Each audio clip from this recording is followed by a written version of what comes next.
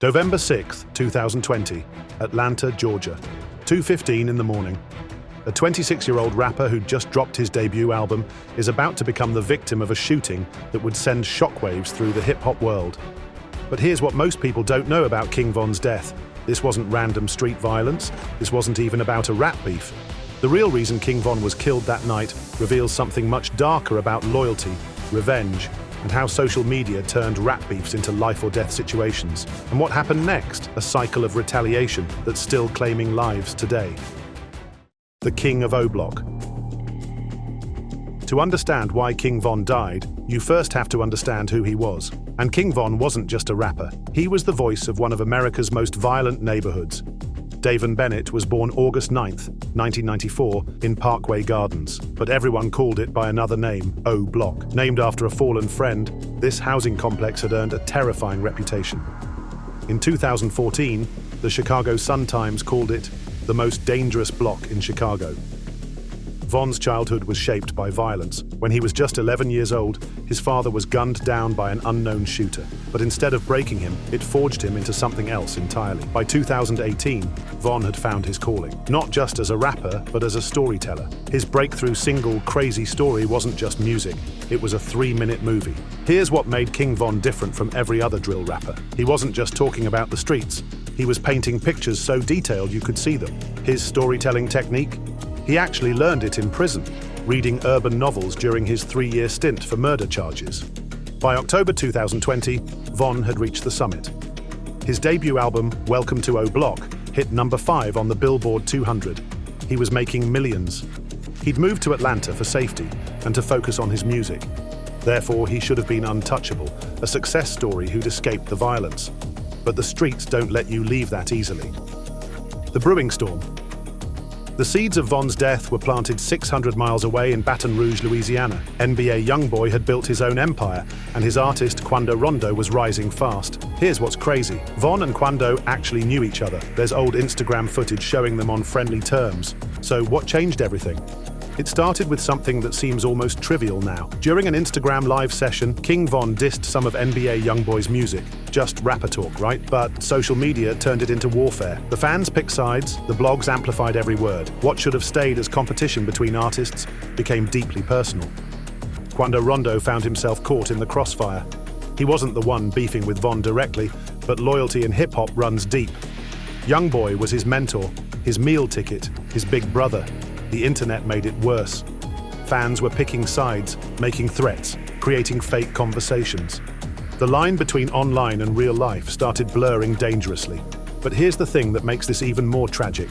Just 4 days before his death, Von appeared on DJ Academic's live stream and downplayed the whole situation. He said, "They be saying that a lot. It's like we got the same issues and hoes, and you know how the internet will try to make it. But it ain't nothing sincere. Nothing that you should worry about." 4 days later, he was dead. Therefore, this wasn't about deep-seated hatred. This was about perception, loyalty, and being in the wrong place at the wrong time. The fatal night. November 6th, 2020.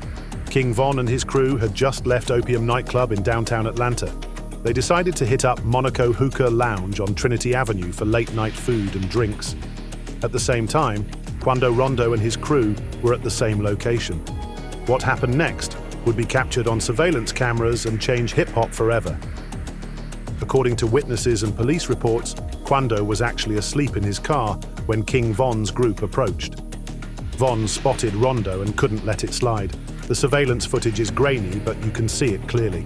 A large group leaving the club, voices raised, then punches thrown. King Von threw the first punch at Quando Rondo.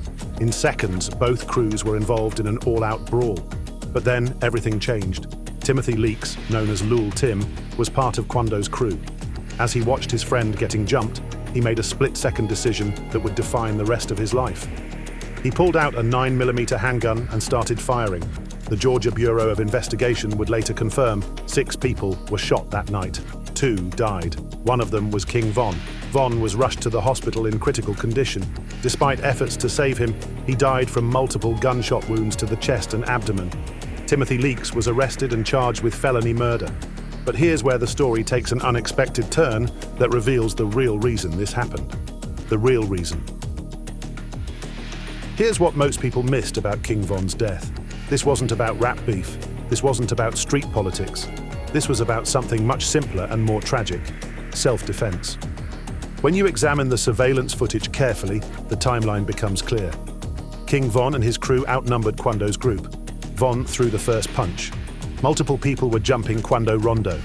That's exactly why in August 2023, all charges against Timothy Leaks were dropped under Georgia's Stand Your Ground law. The prosecutor's office determined that Lil Tim was acting in defense of his friend. Quando Rondo himself confirmed this in a later interview. "I was letting this group come by, next thing you know, a nigga hit me. I did not know that was him until the next day." So the real reason King Von died, he saw an opportunity to handle his business in person and took it. But he miscalculated. He brought fists to what became a gunfight. The internet had escalated a minor rap rivalry into something that felt life or death to everyone involved.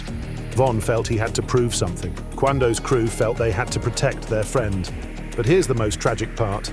Von's own girlfriend at the time, Asian Doll, later posted that police told her Tim didn't kill Von. The police did. 2 off-duty officers working security at the lounge got involved in the shootout. They fired shots at both groups. The Georgia Bureau of Investigation couldn't determine whose bullets actually killed Von. Von was shot 11 times that night. But by who? We may never know for certain. Therefore, King Von didn't die because of a calculated hit or a planned execution. He died because of a split-second decision in a parking lot fight that spiraled completely out of control. The cycle continues. When Timothy Leaks walked free in August 2023, you'd think the story would end there. Justice served, case closed. But in the world of street loyalty, legal justice doesn't always mean the end. October 24th, 2024. Nearly 4 years after Von's death, FBI agents arrested Lil Durk, Von's mentor and label boss, near Miami International Airport. The charges? Conspiracy to commit murder for hire. The target? Quando Rondo. Federal prosecutors allege that Durk orchestrated a hit on Quando Rondo in Los Angeles. Gunmen followed Quando to a gas station and opened fire on his Cadillac Escalade. Quando wasn't hit, but his cousin, 24-year-old Xavier Robinson, known as Lul Pab, was killed in the shooting. The feds say they have receipts, literally, flight tickets, rental cars, hotel rooms, all paid for with only the family credit cards. Durk's record label allegedly funded a cross-country assassination attempt. 5 OTF associates were arrested alongside Durk. The indictment reads like a mob prosecution, not a music industry case. In a recent interview, Quando Rondo himself said the beef was pointless. All this bullshit that we're talking about is stupid shit that could have been handled a totally different way. It could have been to the point that a song and $3 or $4 million could have came out this shit. When Durk was arrested, he was reportedly trying to flee the country. Private jets to Dubai, Switzerland, Italy. The man who rapped about loyalty was allegedly running from the consequences of that same loyalty. Therefore, King Von's death didn't end the violence. It started a cycle that's still claiming lives today. The tragic legacy. So what does King Von's death really tell us? It's not just about one talented rapper who died too young. It's about how social media has weaponized rap beef in ways that can't be taken back. Von was trying to balance 2 worlds, the millionaire recording artist and the street dude from O Block. In 2020, you couldn't just be one or the other. The internet demanded authenticity. Fans wanted realness. But that authenticity came with a price. Every move was scrutinized. Every perceived slight was amplified. The same platforms that helped build his career also painted a target on his back. Von left behind 3 children who will grow up without their father, all because of a 30-second confrontation in a parking lot.